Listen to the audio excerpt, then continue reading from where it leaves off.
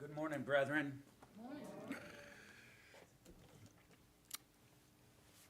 Every year it gets more absurd, doesn't it? Halloween candy in August. Christmas music around Thanksgiving. Easter basket displays in the dead of winter.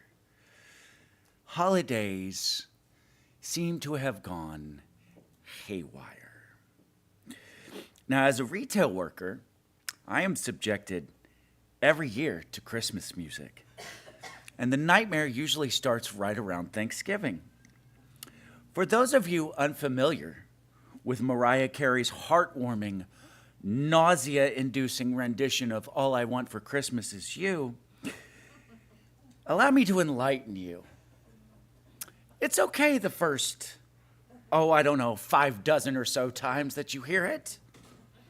But after that, even Guantanamo Bay starts to sound like a better vacation spot. Why the rush? Why every year are we thrown reeling from one holiday to another? Brethren, I want to talk about the reason for this issue, which is a symptom of a much, much bigger disease. Turn to Exodus 20:17. Exodus 20:17, this should be a verse we're all familiar with. You shall not covet your neighbor's house. You shall not covet your neighbor's wife, or his manservant or maidservant, his ox or donkey, or anything that belongs to your neighbor. Brethren, I submit to you that the reason for the haywire seasons is coveting. Jennings, what does coveting have to do with rushing from one holiday to another? Well, brethren, what comes after Thanksgiving? Black Friday. That's right. The biggest shopping day of the year. Do you realize, and I was just recently informed of this, that many places had Black Friday sales the first week of November? Brethren, our nation, and not just our nation, but this entire world, has a deep-rooted love of consumerism, a love of things.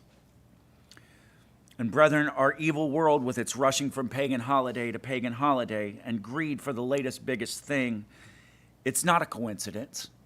It's not. It's a deliberate strategy by a deadly enemy, and the whole world is in its snare. Brethren, do we ever find ourselves coveting? If I stood here and told you that I've never looked at someone else's brand new car, or in Ray's case, someone's brand new tractor, or someone's latest game console with all the bells and whistles, and thought, boy, I'd like to have that, I'd be a liar. It's hard to rein our thoughts in sometimes, isn't it?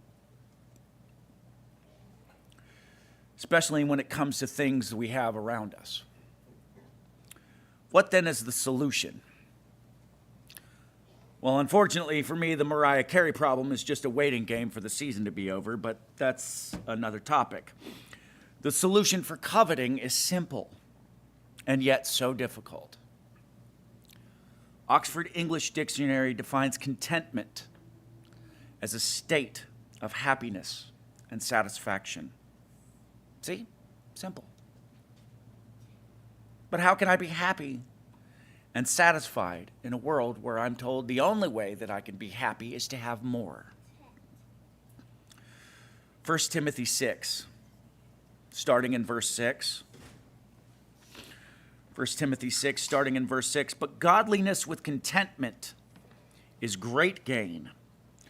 For we brought nothing into the world, and we cannot take anything out of the world.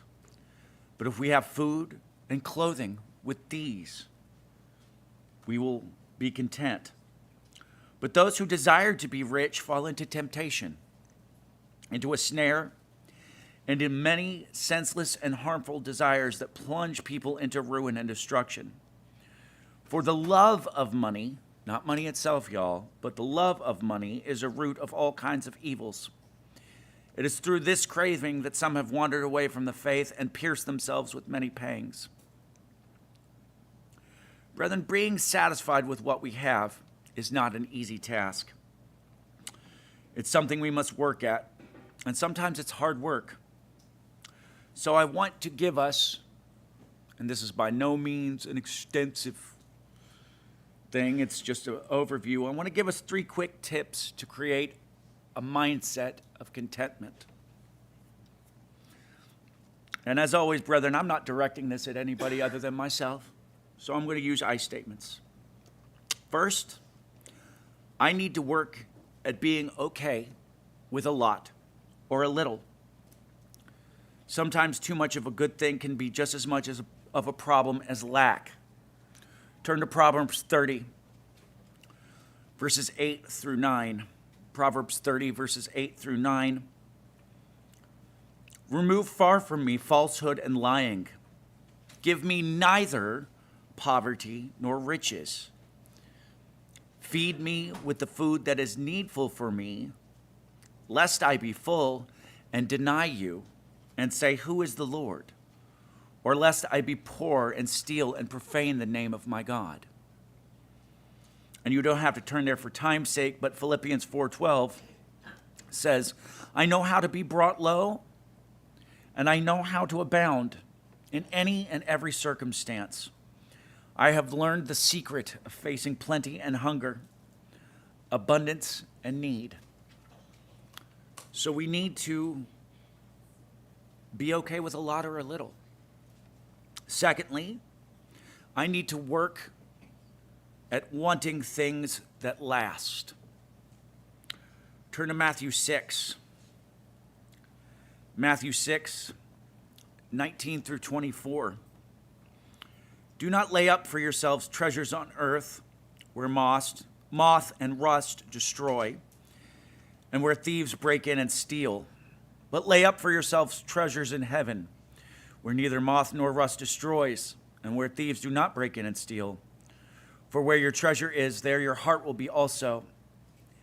The eye is the lamp of the body. So if your eye is healthy, your whole body will be full of light.